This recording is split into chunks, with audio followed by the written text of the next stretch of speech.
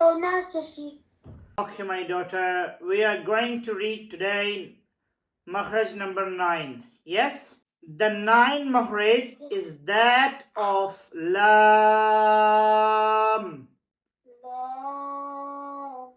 It is pronounced when the edge of the tongue meets the gums of the upper front teeth. It means molars. Yeah? Molars. Yes? Yeah. The 9th Makharij is that of Lam. Say, Lam. It is pronounced when the edge of the tongue meets the gums of the upper front teeth. Yeah?